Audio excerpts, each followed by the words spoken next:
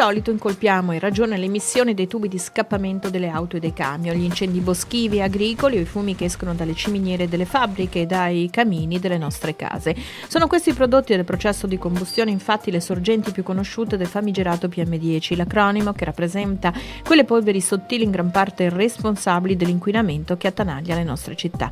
Non molti sanno però che ci sono anche altri piccoli gesti in inverno quotidiani potenzialmente dannosi per la salute dell'aria che respiriamo, come per esempio alimentare una stufa a legna o a pellet. Ora, per il protocollo di Kyoto è importante che la CO2 abbia il ciclo chiuso, quindi è stato incentivato l'uso della biomassa.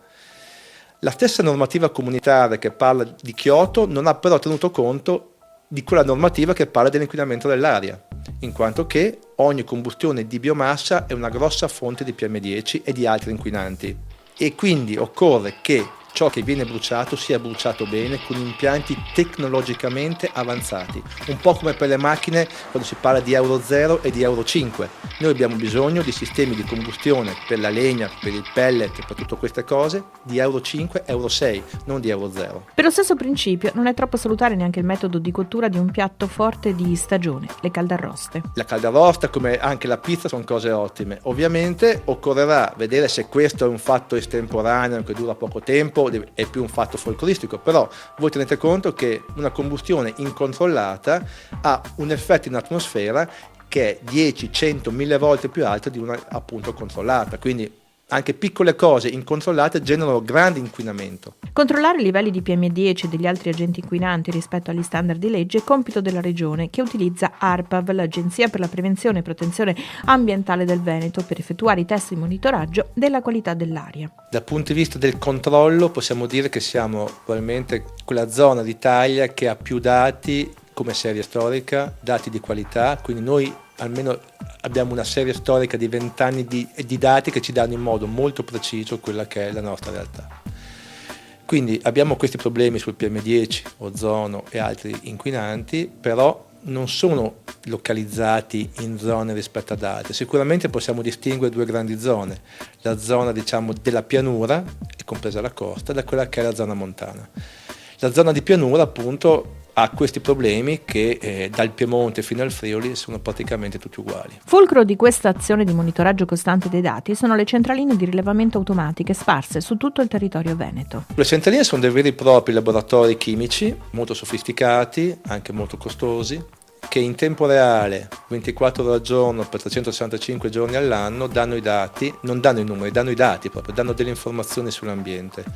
È come se fossero dei grandi termometri molto sofisticati che devono essere manutenuti, devono essere tenuti in grande efficienza perché devono dare dati di qualità. Poi dopo questi dati vengono passati in modo reale, in tempo reale, agli operatori di ARPA, i quali li validano, cioè vedono se questi dati sono verosimili oppure no, e in tempo praticamente reale vanno in internet. Ora la nostra regione è stata la prima in tutta Italia a dare appunto questi dati in tempo reale. In base ai dati raccolti, sta sempre alla Regione pianificare gli interventi finalizzati al rispetto dei livelli stabiliti dalla normativa nazionale. Lo strumento principale per raggiungere gli obiettivi di risanamento e mantenimento della qualità dell'aria è il cosiddetto piano aria. In Veneto l'ultimo approvato del 2004 ha permesso di bloccare le cause di due pericolosi inquinanti come il benzene e il biossido d'azoto.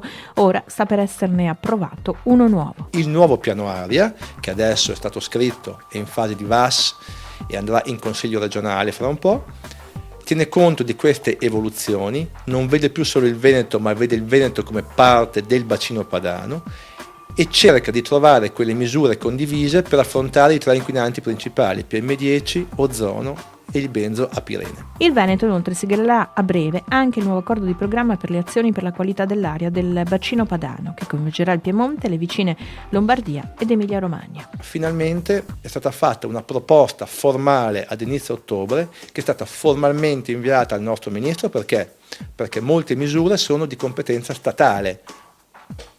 Una singola regione non può prendere misure per esempio sul trasporto in autostrada eccetera. Si cerca insomma con ogni strumento di ridurre il più possibile il livello degli agenti inquinanti che inalati in grandi quantità possono avere effetti anche cancerogeni. Il quadro clinico attuale dell'aria veneta comunque non è allarmante. Non è un quadro d'emergenza ma è un quadro problematico perché abbiamo alcuni inquinanti quali il PM10, l'ozono e in parte il benzo a pirene che superano i limiti di legge.